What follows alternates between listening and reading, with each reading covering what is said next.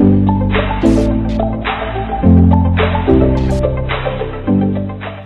guys, welcome to another David Zimaleta. In today's video I kind of want to show you kind of like what I'm doing with my Sprinter here.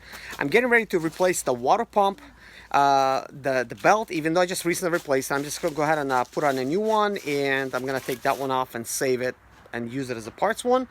And I'm going to replace some pulleys and the tensioner pulley. So I know this might look scary. I just disassembled everything, and in the video, one of the videos, you're gonna see that I'm disassembling all of it, not on this one.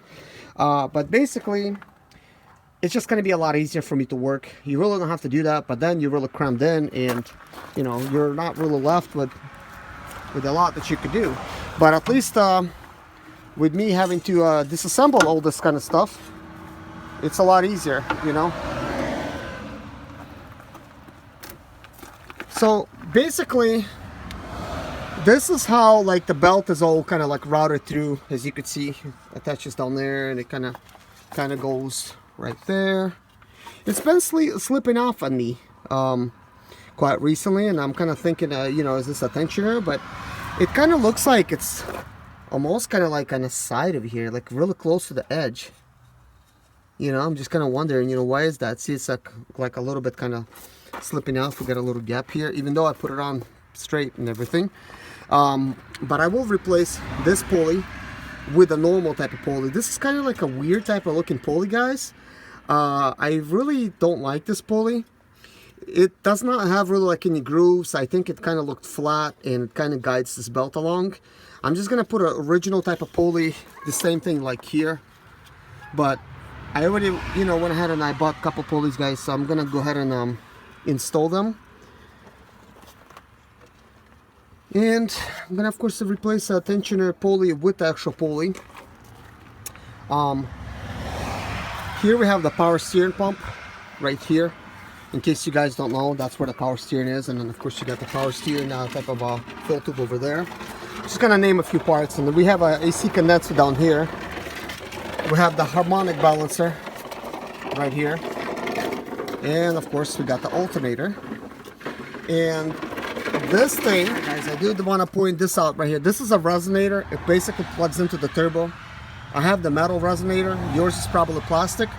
It's got a little kind of look like a little mounting piece right there. You can kind of see it through that thing, and it goes down.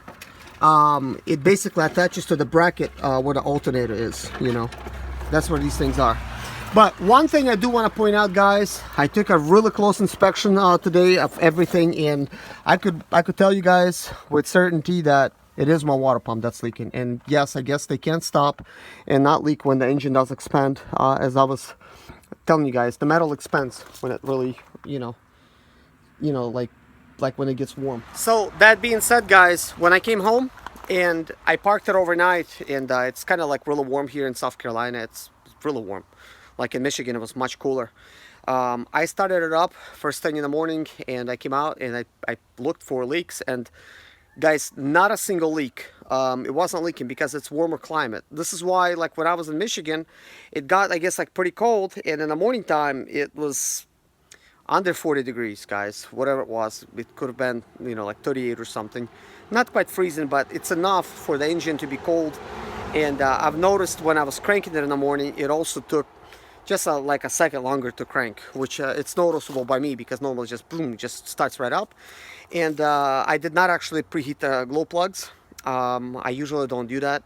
I'm kind of thinking really preheating the glow plugs, I really don't see like no point in the summertime, especially of course it's the winter time, but out of the habit I just go ahead and you know, get in there and just try to start the vehicle up, and it always starts up for me. The reason I really don't preheat the glow plugs in the summertime, because I'm actually thinking the more you use them, you actually will lose them, sort of, you know. I know it's like almost kind of like it's opposite type of thing, but I really do think it's true, guys. If you do use them, they're gonna like burn out. And why is that a problem? The glow plugs itself, it's cheap, you know, but the actual module for the glow plug, guys, it burns out as soon as one glow plug goes. So I try to like not use the glow plugs unless I really have to, like in the winter time. That's just me. If you want, you could pre-warm your glow plugs all the time, because that's what they're designed to do, especially now when it's a, you know, colder type of climate. And of course, you need to do that because you'll end up saving your starter by actually pre-warming them, so it does not need to like really rotate that long. Because guys, like in the winter time, if you know, your glow plugs are not preheated, it's just gonna take a long time for you to start your vehicle up. You're just gonna, you know, just keep having to start and they sometimes end up killing your battery or your starter, you know, in the process. Of course, the battery's not gonna die, you know, but the starter will. It's just gonna, you know, the battery's just gonna discharge. But anyways, guys, I just wanted to let you know kind of like what I'm doing here and show you some of the stuff, because in some of the comments I had and questions, I was asked, can you show us, you know, what the name of some of the parts are? I know how to name all of them. I just wanted to name a few and leave some for the other videos and stuff where I'm going to just individually go part by part and try to explain everything about it, because it takes time to try to do these things. But I think it's appropriate with the parts that I showed you guys, because I'm actually getting ready to work on them, and in case you are, you'll at least kind of like, you know, get a sense of kind of like what's going on. But of course, I'm gonna show you closer look and how to remove them and stuff. And this is actually why I disassembled the entire engine. I could have just well, entire engine, the front end. I could have actually just simply just moved the radio support up a little bit and left the radio in place, and then worked with that little tiny space. But then I cannot record a video for you guys. So in order for me to actually record videos for you guys, sometimes I have to end up doing this so that you'll actually see what I'm doing. And that's why I did it, guys. In case you guys are like wondering, like, why did I disassemble it? Because, and there's one video I have, I'm replacing a belt. Well, you can't see what I'm doing. And then of course I understand that because some of my videos, they're kind of like vlogs anyways. You kind of see like what I'm doing. But if you guys are trying to get the information how to do it, you're not going to be impressed with just looking at me replacing it, because you're trying to see how it's done. But of course, guys, I already have those videos on my channel, and that's why I was kind of thinking, I know I have those videos and you could still see up close, you know, but it's always nice to have a fresher video, you know, where it's a little bit better sound and a little bit better pictures, so you could actually get a better sense of what's going on. But anyways, guys, thank you so much for watching. Take care, God bless you, and see you in my next video.